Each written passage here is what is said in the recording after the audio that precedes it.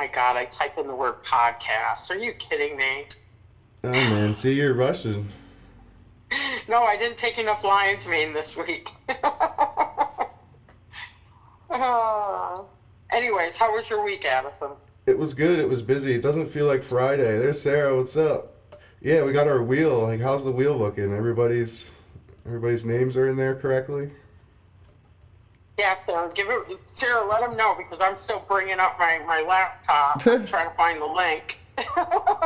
I definitely think it's working. Oh my God. Hold on, I'm just going to go onto my page. The wheel. So what does everybody want the most? Oh yeah, it looks great. Everybody wants ghost pipe. Okay, good. It looks good. No, people want some turkey tail or reishi, because you got to remember, my people are stocked. A lot of people already have some things.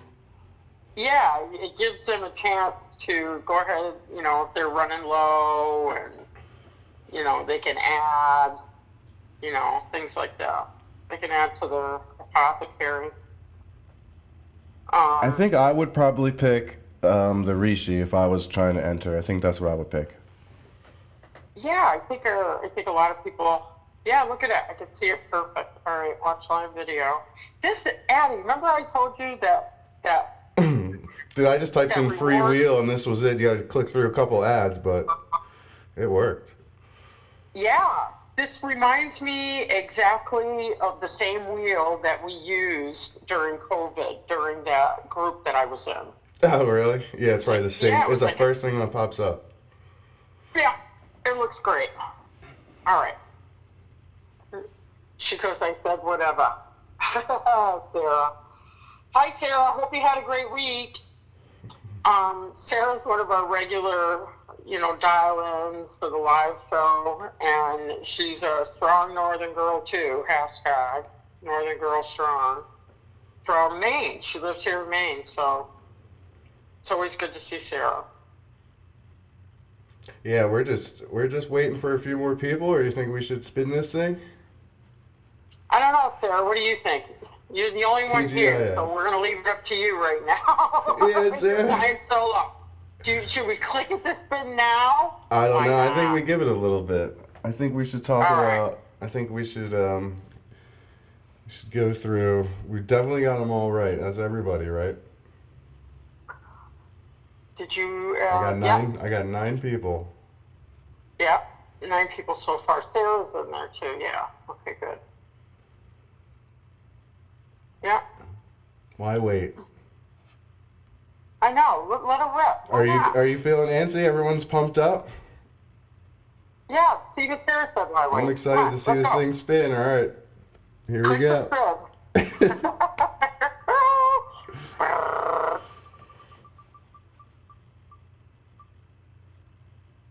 Oh man, yeah. He got lucky.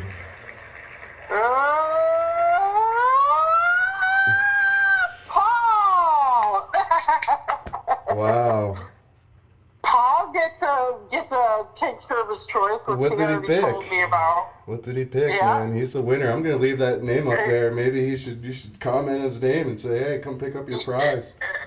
I don't know if I know that he gets up early like I do. He always likes to wish everybody a good morning and then it's saving lives today. That's good. I'm happy for him. Sorry, everybody that entered, thank you for entering. This was pretty cool. I thought we would get 8 to 10 people, so this was nice. Yeah. I think, and we'll probably do one I'll do another one in a couple weeks, I think. Yeah, once in a blue moon or something. Maybe do one next week with some new product, like the honey, if I have any more ghost pipe infused honey left. I think the giveaways maybe every, I don't know. It depends. I don't want to have a million giveaways, but it's up to you. This is a free plan. I think it's pretty cool. Because somebody gets something that is going to help them. So, I guess we'll put out a poll maybe this week and find out what everybody wants to do because, see who wants to benefit or whatever. But anyways, so you had a good week? Yeah, just chilling. Gonna have a good Friday night too. Gonna go out, so I'm ready for that. And I see Megan just commented, dude, Megan almost won, and then it like just went right over the Paul, like by like a millisecond. I know, Megan. It just inched over from your name to Paul's. Yeah, so. it was almost yours, dude. I'm sorry. Yeah. So what did he win? What did he win? We have to go look. All right, I'll go. The post. I'll go to the post. I'll check it out. Let me see. It might be reishi or turkey tail, or maybe it is ghost pipe. I don't know. Gonna have to find out. Let's see.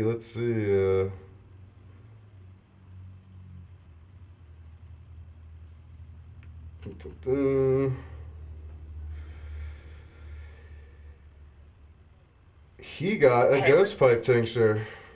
There you go. Congrats, Paul. I'll send out your ghost pipe tomorrow. That's pretty cool. Yeah. So we're going to gift him some ghost pipes so he can have a 2-ounce ghost pipe. I know that, some people, listen, money's tight with everybody. So if I can give back, at least once a week with these giveaways, I'm cool with that. Somebody has an opportunity to try something maybe they haven't had or, just about running out, it gives them an opportunity to do so because they don't even have to pay for postage. So why not? Yeah, I think it's cool. Or if you want to get something for somebody that you love, Valentine's is coming up, everybody. Hello. What better gift than the gift of health, right? Yeah. But, yeah, for real. Well, I'm glad you got dinner plans tonight. I certainly don't. Mine fell through. So after we're done with the podcast, I'm just going to go out and have dinner by myself. I'll probably go have sushi or something. I haven't done that in a while. I cannot do sushi. I will not be partaking in that. Not all of it is raw. You can get tempura shrimp in a roll. You're in Maine. Go get a lobster. Is there just lobsters everywhere? Like I hear about. Up here in Maine? Yeah, you just get one for cheap. Well, I listen.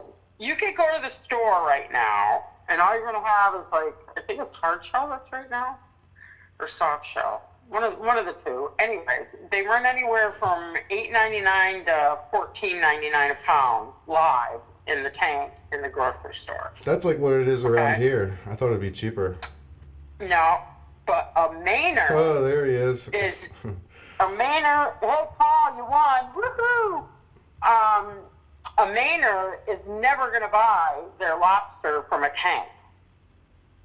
Ever. Because if it's in a tank, it tastes like a tank.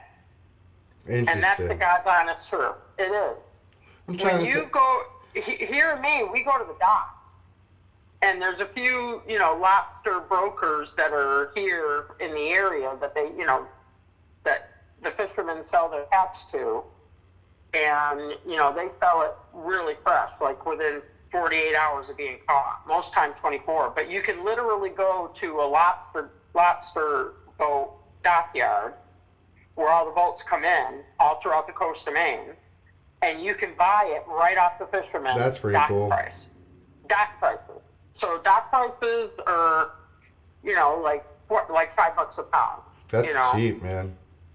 Yeah, plus you get to get it fresh. Now, when you eat a fresh lobster, fresh caught out of the ocean, okay, the wildest thing is this. You realize how sweet it is, number one, and number two, you don't want to dip it in butter or put salt on it. You just want to eat it like that? Yes, it tastes so good. When it's in a tank, people are just used to adding those accoutrements and seasonings and stuff like that because it's what people do. But that is the difference between fresh and a tank. Gotcha. And it's cheaper to buy it off the dock, and you support local, lobstermen. they get the money directly. Yeah. It doesn't go through a broker or anything. And a few years back, when there was a big magazine that had put out an article not to buy Maine lobster. And as we all know, I hang out in a lot of different social circles, don't I, Addie? Yeah. My Maine lobstermen, the guys who own their own boats and captain their own boats, that's the crew that I go snowmobiling with. That's cool. And there's one thing about lobstermen is they aren't quite salty. Very much so. They're also very quiet, a lot of them. But they have hearts made of sugar, all of them.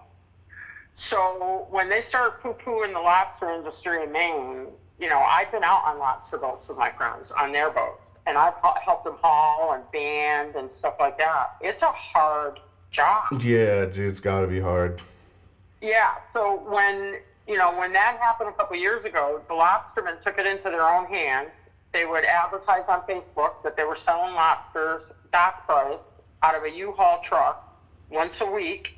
They would take orders and prepayment, and you would show up with your number, and they would have a bag with the lobsters that you ordered in it. Yeah, we have Maryland crabs around here that people do that with. We get a ton.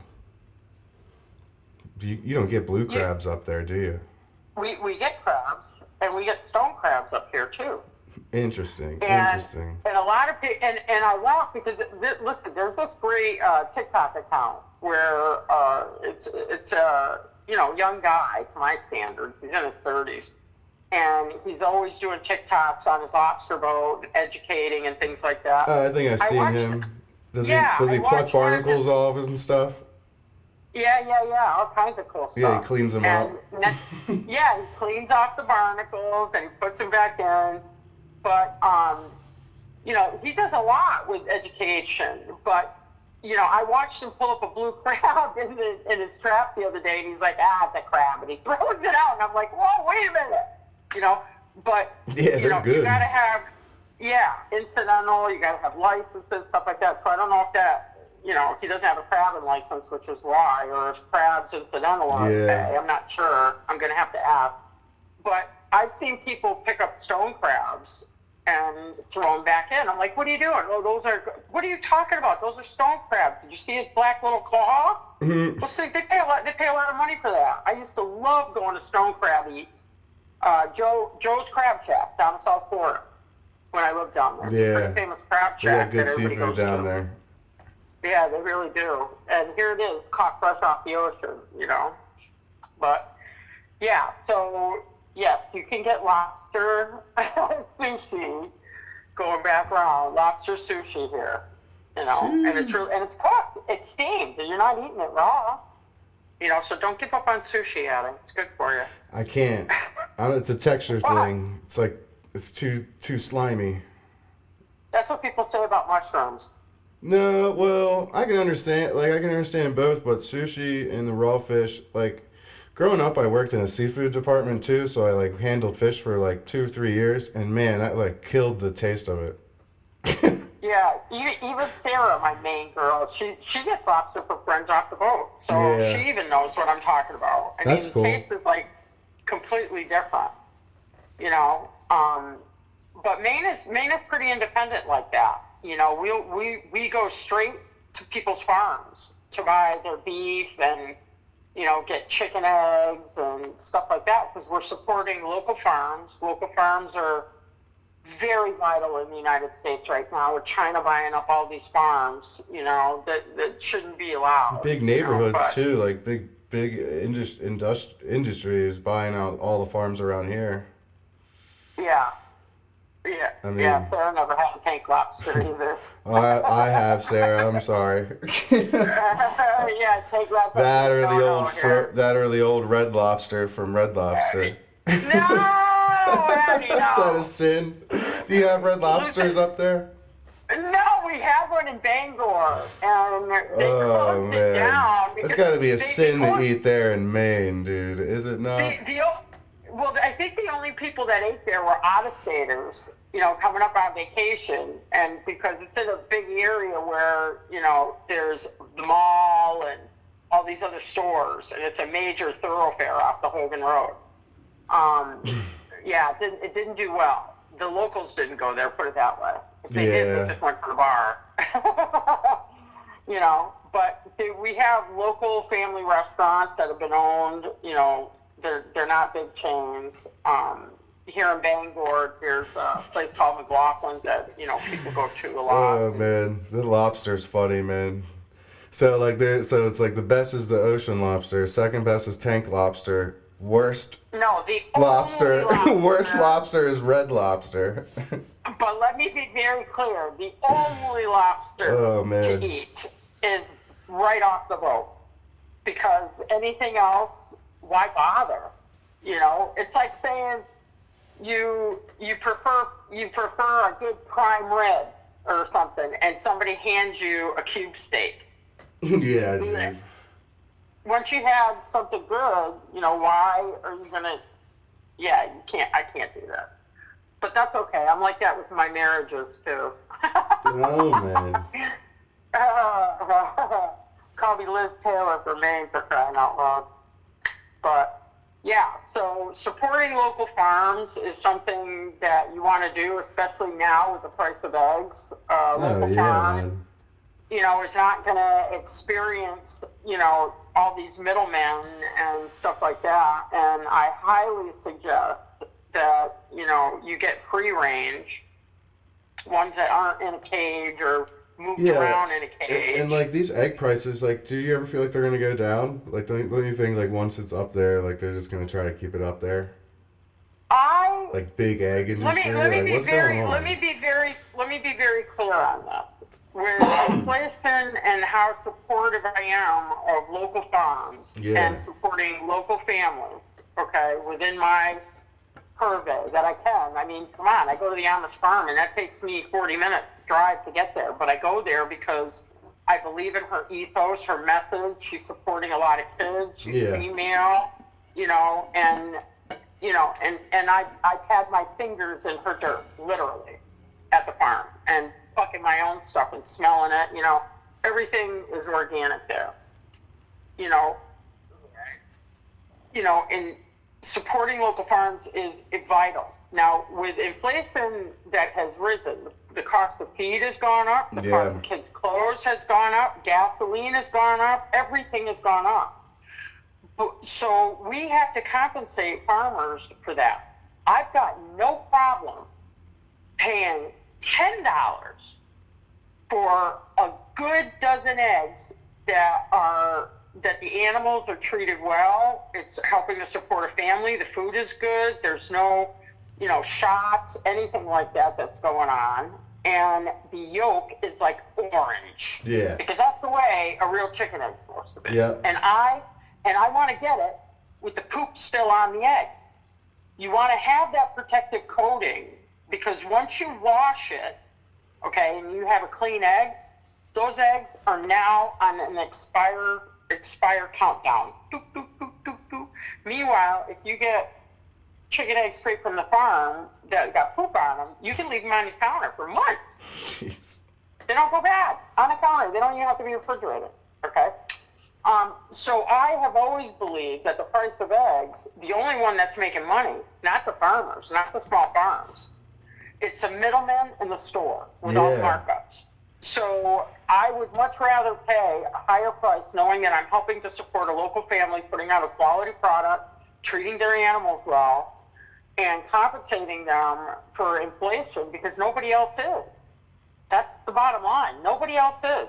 They're self-employed.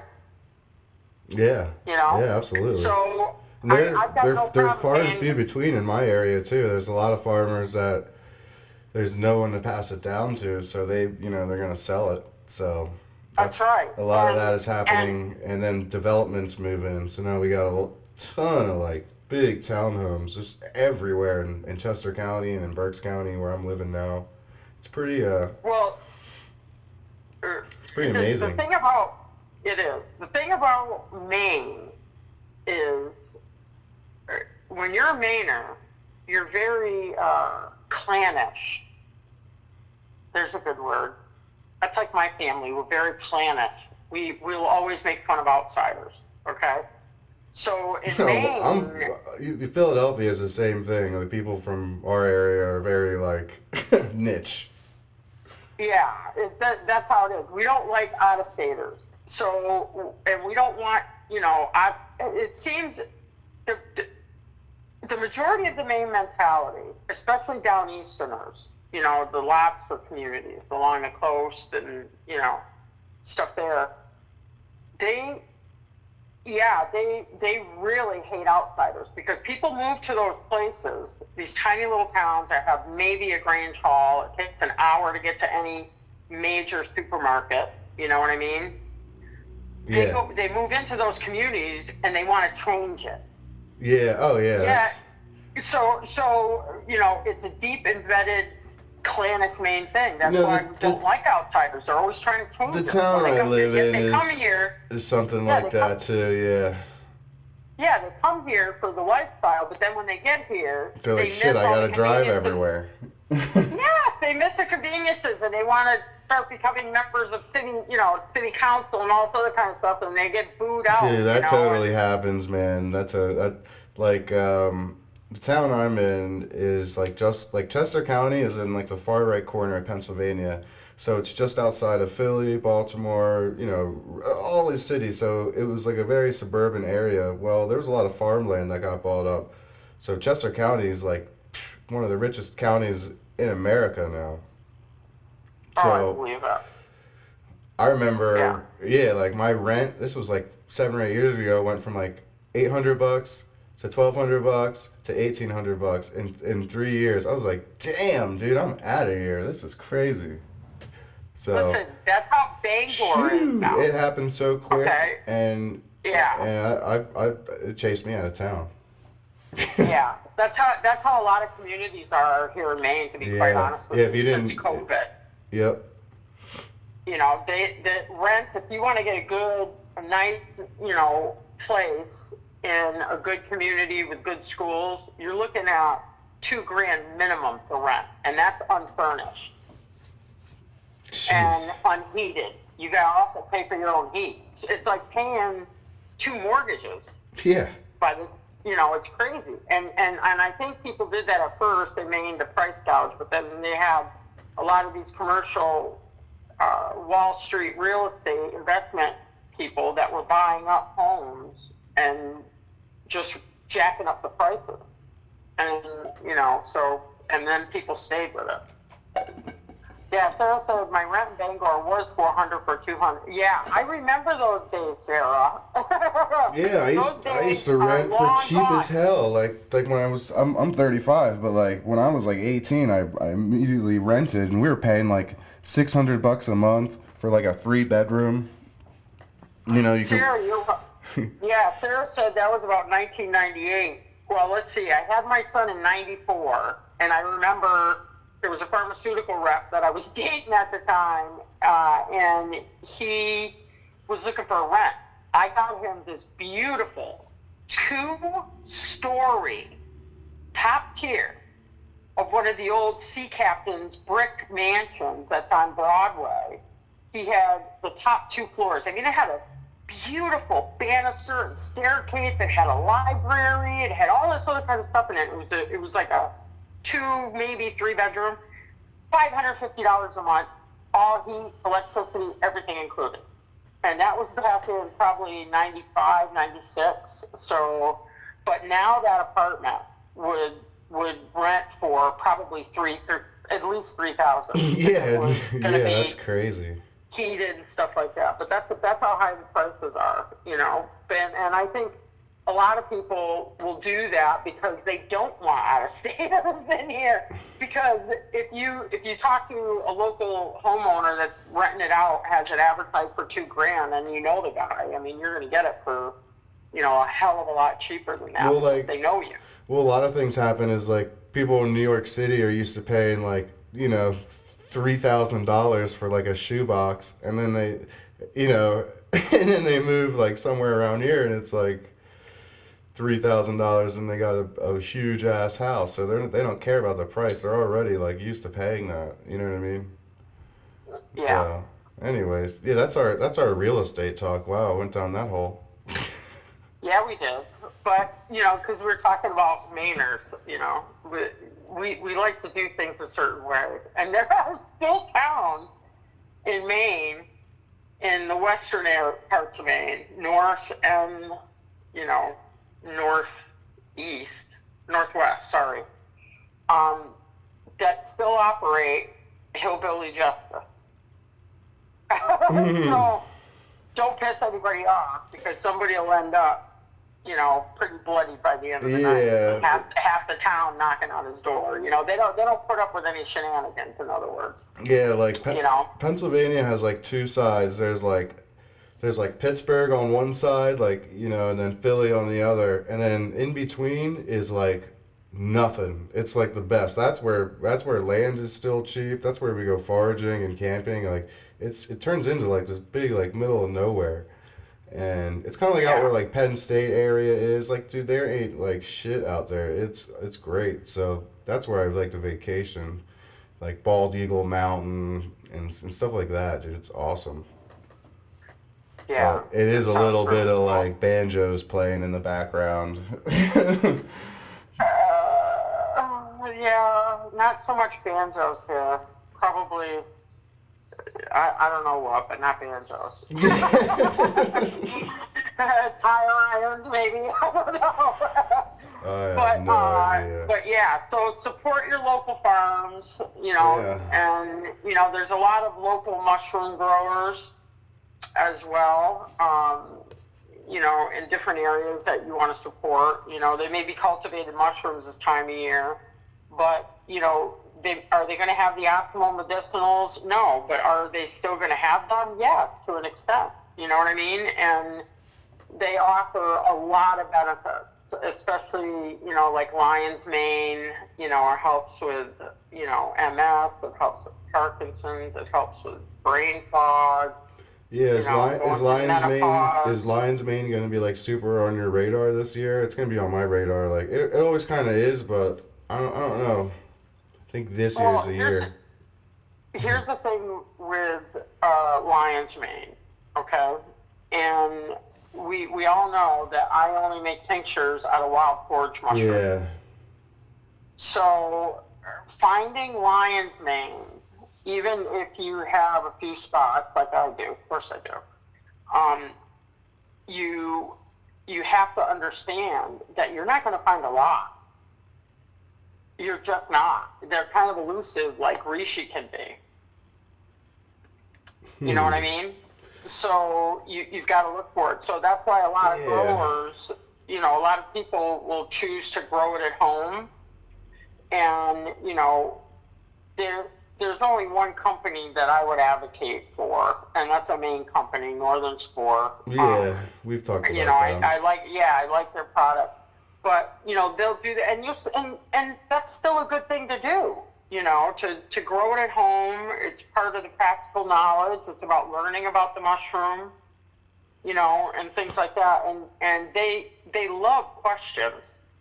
And so, you can always call them and ask them questions. I got a client that has done that, and, she's doing a great job. They're really helping her along, and, so, that's an important aspect of finding the right vendor in anything, whether it's tinctures or purchasing mushrooms, Yeah. So, because Megan, who usually is part of the podcast, she's growing some mushrooms.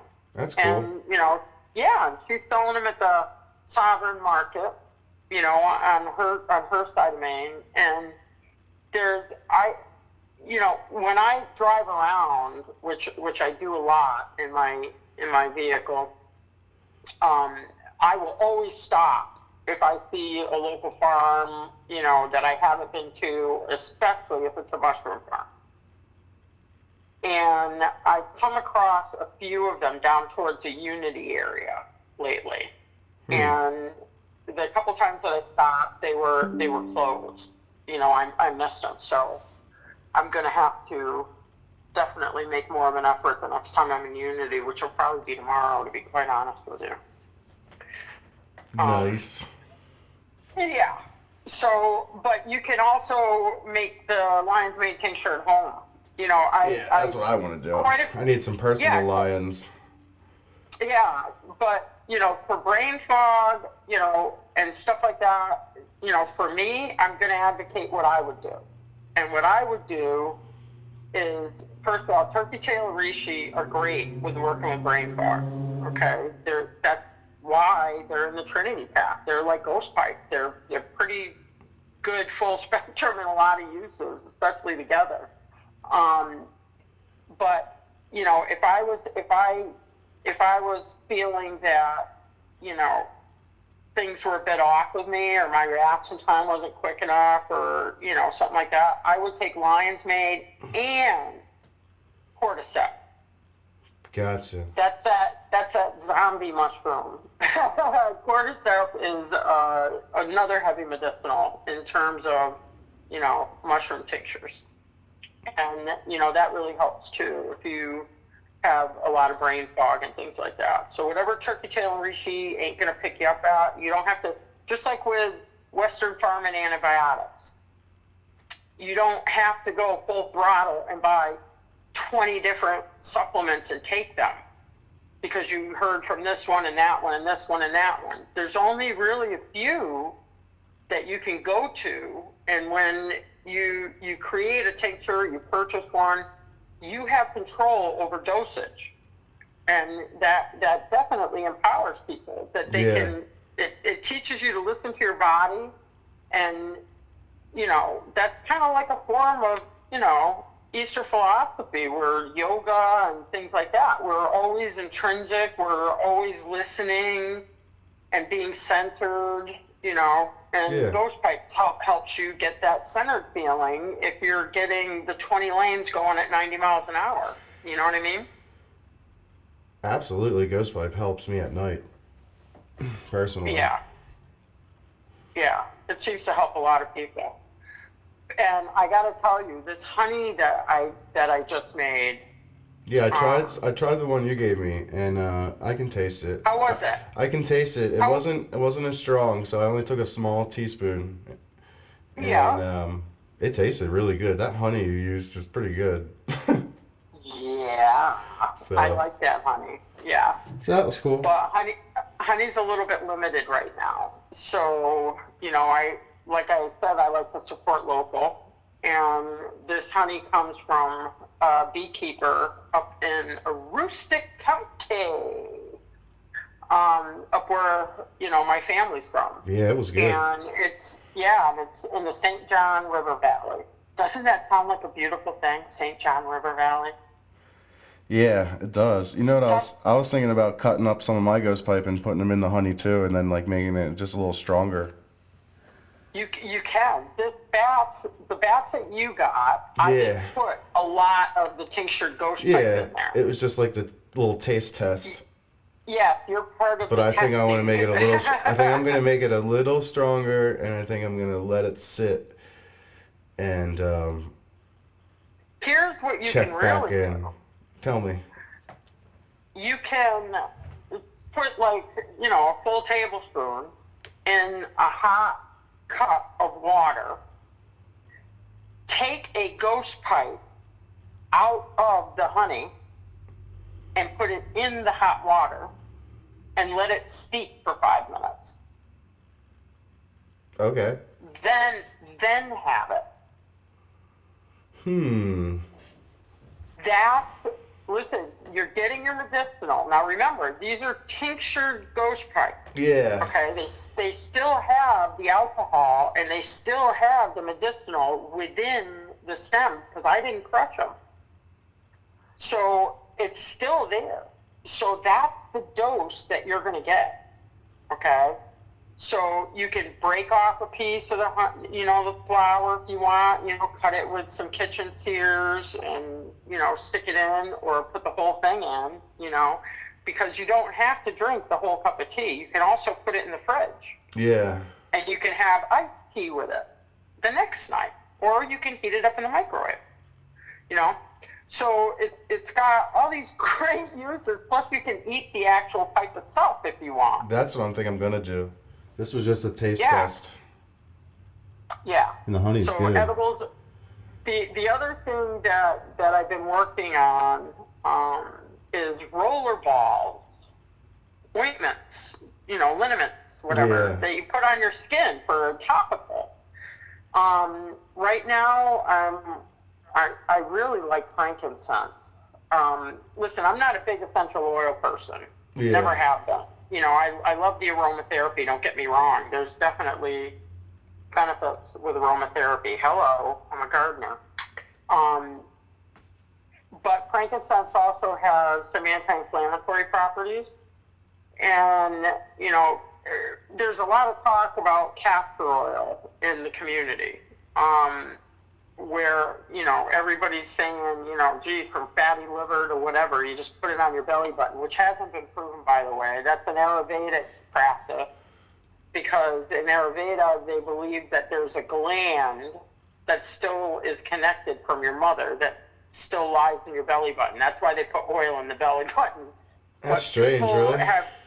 But people have taken it and gone bonkers in herbal supplements and telling people if they have tumors or cancer or whatever, put castor oil in your belly button and it magically disappears. That's just not true. However, castor oil does have some antifungal and anti-inflammatory benefits. So I'm thinking castor oil, some frankincense, and ghost pipe in it. Because you said that you experienced when you used it topically, you said that it had some benefit for you, correct? Yeah, ghost pipe can seep through the skin a little bit, and you get mild effects for sure. It's super subtle effects. So imagine now. What prompted me was my knee and the issues I've been having with my knees the last couple of weeks, and I want a good topical. So I'm going to make one. I'm going to formulate one. I'm in the stages now. And I'm going to you're going to be my test bunny again. I'm going to send you down some, Addie. Right. And then, I'm going to offer it, to the group, I'm not sure if I'm going to put it, I don't have the honey on my Etsy because it's too limited. But the roller balls we're going to save, so keep an ear out for that. It sounds cool.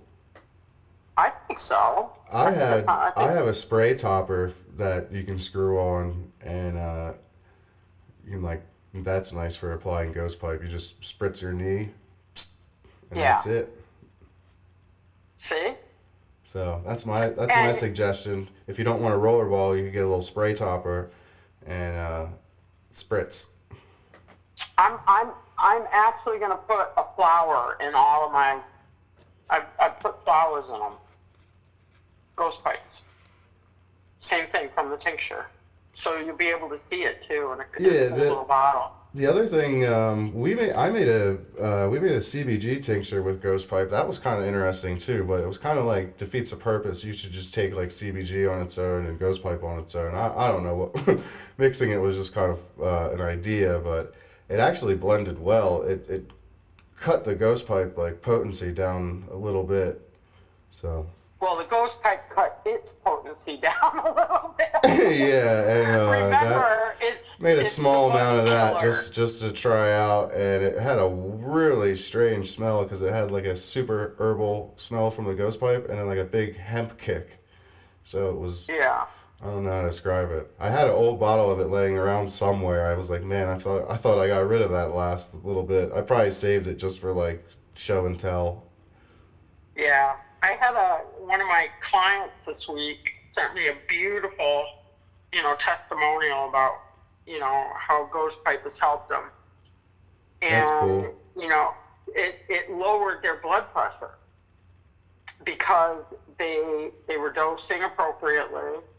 So, instead of having, these stressors, 20 lanes, 90 miles an hour all the time, they found, that it was actually, it lowered their blood pressure, which was an added benefit. And, I thought that was pretty cool. Yeah. Because it works for so many things, even lupus, because of its anti-inflammatory analgesic properties. And I feel like it works. I feel like it works really good for stress too. I feel like it's a little underrated. Yeah. Well, that's why it works so good with anxiety too. Because it brings people right down, and you feel centered, and you're present. And being present going through life is a big battle for a lot of people. Yeah. And everybody, yeah. You want to feel some peace and feel oneness, that you actually accomplished things during your day, and you just didn't run through it like the normal rat race, which sucks, Yeah. Yeah, that's pretty cool. So you got some things to work on. I got some things I'm trying to work on. But yeah, I think I'm gonna add a little bit more flour to that honey still. I want that. I like that honey, so I'm like, I have add some of your flour from your 5-year jar. Yeah, man. I'm gonna crack my jar for the first time this year open. Put some flour in there. It's been sealed. Listen, anybody can do this. Okay, you notice that in my tinctures, I leave a flower and root in there for a reason, because it's still curing even after it gets home. But people can take those flowers out. You can fish them out even with a toothpick, and you could do the same thing. Put it in a little bit of honey, or steep it in some hot water if you want. If you want to try it, add your own honey to it. These are all things that everybody can do at home, and it's very practical. That's hence the practical forager. But please have a listen to the Spotify podcast and the YouTube as well, for the practical foragers, because we'd love to have everybody over there. Yeah, the YouTube channel is slowly growing. It's not too bad. No, it's kind of not too bad at all. It's tough. Like, YouTube's so saturated anymore. It's hard to stick out when you first start, and then once you get 100 subscribers, your videos show up more, and then you get 500, and then you get monetized. The algorithm kind of helps you out, but with it being winter and off season, it's hard to go out and film. So I think we're just kind of chilling. This is kind of going to be the dull moments. The next 2 or 3 or 4 more weeks are the slow weeks.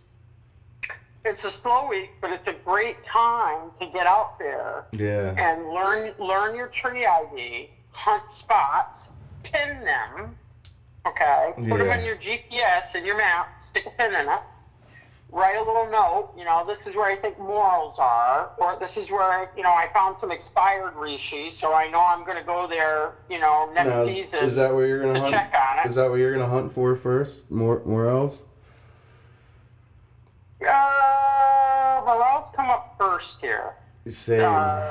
April, May-ish, you can go out there and hunt some morels, but you'll find morels in the summer, so it's a great time to go out there on the trails, in the woods, in your yards, because the leaves are off the deciduous tree. So you can see more. You'll be able to tell where, the hemlocks are, or, pines, or white pines, red pines, whatever. You can find them easily. Once you find certain trees and old growth, because they're going to be really big trees, right? When you find areas like that, even if you don't see remnants of mushrooms, pin it and make sure you go there. Yeah. Because there will definitely be mushrooms there. I will guarantee it without a doubt. Because old growth, that's what you want. You want boreal forest. And, they're going to have more of a humus soil. They're going to be, well-made. They're going to be a well-oiled machine for mycology, for sure. You're going to find all kinds of stuff in there. Mushrooms, plants. And we all know where you find the mushrooms, you find the ghost bite. So there you go. Yeah. So Yeah, And it will I'm with re Megan, dude. She says like, no way am I going outside right now, dude. It's like, yeah, Megan, are you being a weenie? Megan's new to Maine. They just moved here last year. dude. I'm with her though. Like, Megan, it's been like 5 degrees in PA. I'm like, man, I just want to hunker down today. the, the cool thing about being a Mainer, Megan, I'm going to let you in on a little secret, is this. The reason why most of us love the winter is because all the out-of-staters aren't here on vacation, and we finally get our state back to ourselves. And we do so many things. This weekend, okay, there's 2 things that I have to attend. One of them is Snowdeo, and it is just like it sounds, a rodeo for snowmobiles. They do all these fun things and trail rides. I mean, everybody from all over the country goes there. And it's a good time. And, they got a lot of live music and bands, and there's races and all kinds of stuff that go on. And, I love going to Snowdeo. If anybody gets up to the Aquasic area, Rangeley area, I highly recommend it. Even if you go up there just to support local, by the way, everything is local up there. And there are some of the best restaurants in the entire state of Maine. There's a place that I get smash burgers at. They have fresh beef. It's never frozen, and they make their burgers every single day. It's the only place that I will eat a burger at. Just great places. And there's a camp that's right on a lake there called Bald Mountain Camps. You heard that right. BALD, Mountain Camps. And it's a great place that rents out cabins, and that's where the majority of the Snowdeo activities are happening. The Snowdeo. This sounds like a big deal. This is a hot thing. It really is. They got the Portage Tap House up there. Their food is phenomenal as well, and they got a full tap house there. I mean, and when does it go down? In February? No, right now, this weekend. Oh. It's going on right now. I got a bunch of friends up there now. And the other thing to go to this weekend is the Camden U.S. Nationals Toboggan Run. That doesn't... I go to that every single year, and I go because, Addie, they have teams of people, okay, that dress in these wild outfits. It is so hometown, it's unbelievable. That's cool. They got a lot of vendors there, a lot of food, and it's held at the Camden Snow Bowl, and they go down the infamous chute. There's a toboggan chute, and it shoots them right out onto the lake, onto the little pond there. So people are ice fishing and stuff like that. Yeah, and so it really is. It's a heck of a lot of fun. Well, who wins the toboggan race, or it just doesn't matter who wins, or like how do you? No, it's a U.S. national. Oh, it's like for the Olympics. No, it's what the hell are you talking about? But it is. It's for the U.S. Toboggan Association. Okay, so that's like their league. Yeah, I got you. Yeah, kind of like bowling. But wait a minute, bowling's in the Olympics, isn't it? I don't know. The Olympics were so wacky last time with the dancing and everything. And what's her name? I don't know. I have to be completely honest. I was too busy working. I was out in the middle of nowhere. Yeah, I didn't. Yeah, I didn't watch it. Sarah's familiar with the toboggans. Sarah. Yeah, Sarah would be. Most of us are. She said we had three. Most of us have our childhood trauma that involves going down on either a radio flyer or a toboggan that's made of wood that's all waxed up. I know, I certainly do. I actually still have one of those old sleds. I'm bringing out at Christmas. Which one? The radio flyers with the metal rails on them? Yeah, I bought one for $10. It's in like great condition. It's from the 70s, and I have it. My fiance hates it. She's like, "Why would you buy that?" I was like, "This thing's cool. $10." Yeah, Sarah, listen, I went to the Camden Winterfest last weekend, and then I went down to Rockland. just for hoo-has. And then I came back home and had dinner in Belfast. And I thought of you last week because I know it was your birthday weekend. But if you go to Camden, PM me, send me a PM, and maybe I'll hook up with you when you're there. Sarah said that her stepfather had a canoe we'd go down a hill in. We still do that, except I have upgraded. I use my kayak now. A lot of people will take their kayaks to go down the hill. But yeah, I guess you can. Listen, half French Canadian, right? We all know that. There is a place outside of Quebec City, okay? It is a huge water park, okay? And hopefully by the time I finish this, get to go there, I'll remember the name. Anyways, in the wintertime, they turn this entire water park into like a winter park where you go down some of these inclines, and a lot of them you go down in whitewater rafting boats.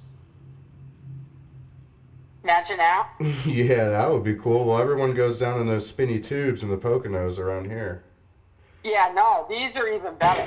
They send you down. You can either go down in a tube, but there's a lot of the.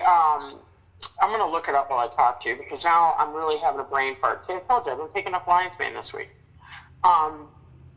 Where you go down in whitewater rafts, and there's 10 people, and you go flying down, and they also have smaller ones, and you can go down with like 4 people, and it's just unbelievable. Snow park. Let me see.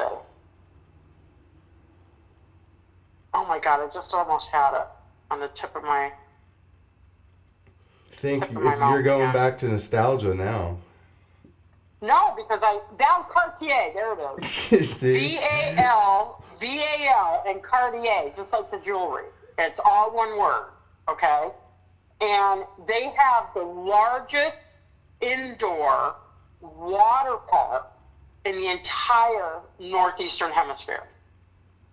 They just built and spent millions and millions of dollars creating this big thing, bigger than Disney, bigger than anything, okay? But in the wintertime, even the bumper cars are working.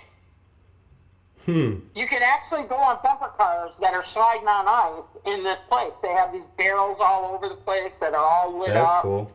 With fires and things like that. They have discos and stuff. So visit Quebec, everybody. It's a wonderful old city. Cobblestone, all that kind of stuff. But this is right outside Quebec, and it's a great place. But yeah, toboggans. Canoes, kayaks. Us Mainers are crazy.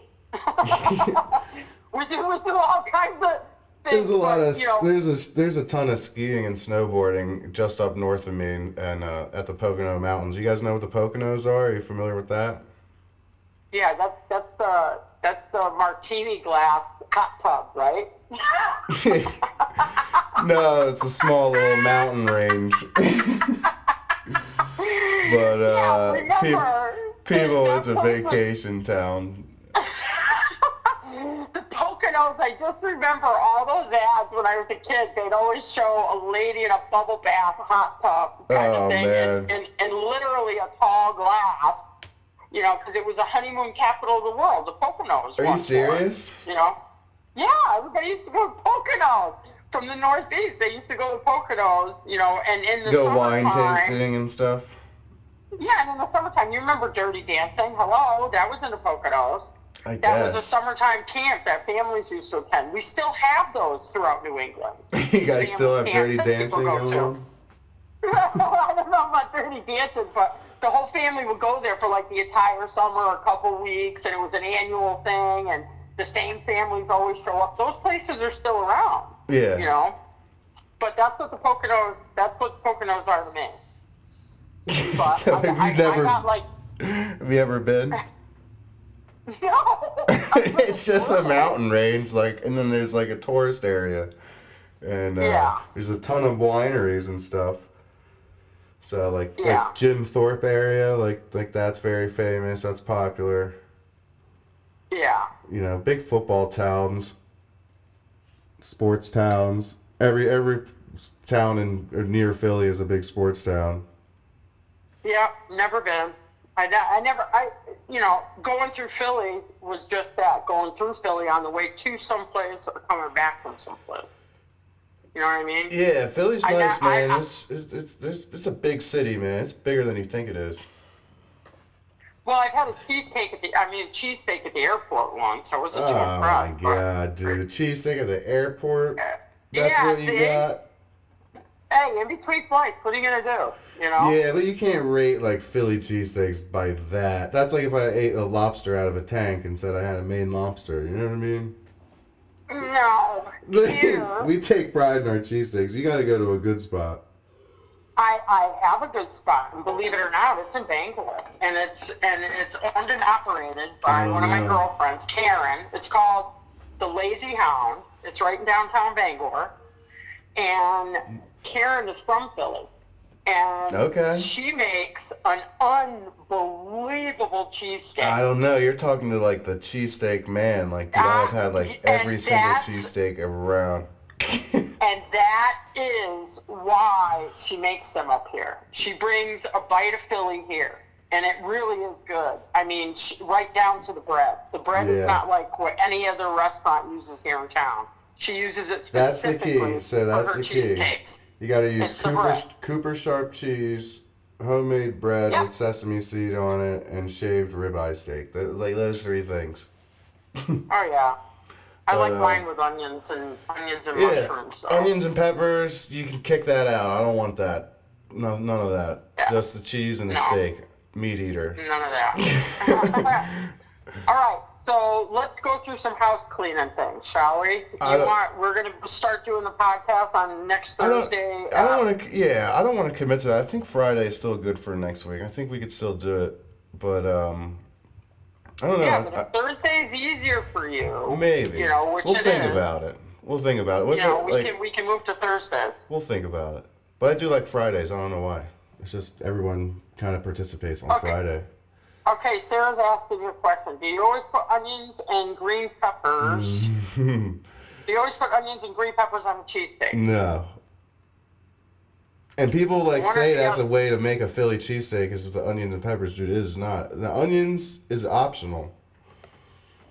See, I like the onions, and of course I like the mushrooms. So sorry. And the onions is a big argument too. Do you like them like super fine and diced up like in your steak, or do you like them on top like big and chunky? Because there's like different ways. No. They saute it in with the steak. Yeah. Yeah, and the cheese. All right. You know, you can't tell the Dude, I want a cheesesteak right now. This is getting me hungry too. I know. I'm gonna get. See, I told you my plans fell through for dinner tonight. Go get a cheesesteak. Maybe I'll go to Sharon's and get a cheesesteak. All right. But listen, if you're ever in the Bangor area, you want a good Philly cheesesteak, go see Karen at the Lazy Hound. Tell her Jan Baby sent you. All right. She'll treat you right. Yeah, she'll treat you good. I think I'm gonna wrap it up. How do you feel? We're almost at an hour. The giveaway was cool. Listen. I think we should do another spin next week. What do you think? I don't know. I don't mind. I mean, it's up to you. I think we should give it a little bit. You should build up some more. Well, no, we should do it for the honey. We'll do it for the ghost pipe honey. I'm gonna leave you in charge. If you're gonna be in charge of the giveaway, I'm just the the wheel spinner. Okay, Vanna. So. Yeah, I'm like Vanna White. Yeah, you're the Vanna White for this. You know, you can change images too. I had a ghost pipe image on the background, but it didn't like I don't know, it didn't sit well. You couldn't see all the names. So next time I'm gonna take my time and I'm gonna make my own custom wheel. Oh, listen, they have music that's accompanied with them too, you know, when it's yeah, maybe the next wheel's gonna be pretty nice. So yeah, I love when we try things out for the first time in this Wild Wild West of social platforms and podcasts and everything else. I think it's hilarious. But listen, I'm gonna do a spin of the wheel next week for one of my honey jars. I'm going Okay. to make that announcement now. We're going to do the same thing. I'll make a post. Everybody share it to your page, like it, and we'll pick a winner next week. That's all. Listen, if you're my client, you're on my client roster. When you spend a certain amount, especially when you get the Trinity packs, I always like to throw in some freebies. You never know what one of those freebies might be. It could be a 2-ounce tincture. It could be honey. It could be a roller. As soon as I get those up and going, and things like that. So, in the end, I took that cue from you, Abby, by the way. What's that? When because I've never done this public sale before. Our client list has been historically closed for at least 250 years. So when I opened it up, I talked to you a lot, and you would tell me about, how to sell publicly on these, just a couple forums, tips. how to do things. And the one thing that always stuck with me was that you said to me, if I have a client that's a regular client, that's a repeat buyer, I'm always going to, give them extra stuff so they have stuff, and, because I appreciate them. Yeah, and, it's a little kickback. Yes, I never forgot that. Never. Yep. And even if it's $5 off or free shipping that time, just say, hey, thanks. This has been your third or fourth order, and I learned that because people do that for me and stuff. Because I've been buying and selling and all these different items on eBay and Etsy, not just herbal remedies. So it's just a nice way to make somebody go, oh wow, that's cool. You didn't have to do that. That's why when I do the direct sales, if you choose to use Etsy for some reason, I really don't have that much control. But that's where the freebies come in too. But when I do the direct sales through Venmo, I don't charge shipping at all. I right across the board, everybody gets free shipping. Yeah. If you're a client of mine, or you're becoming a client of mine, you get free shipping that way. Yeah, shipping's pretty nice to get the item you pay for. That's right. And depending on, what's going on with you, if we have a conversation and I know that, there's certain things going on in your life, you may get some freebies the first time too. You just never know. But, once again, we appreciate all our listeners, all our followers, eat your mushrooms, take your vitamins, keep your hands to yourself, and everybody's good. Yep. And we'll catch you next week when we do the giveaway, right, Addie? Yep, take care.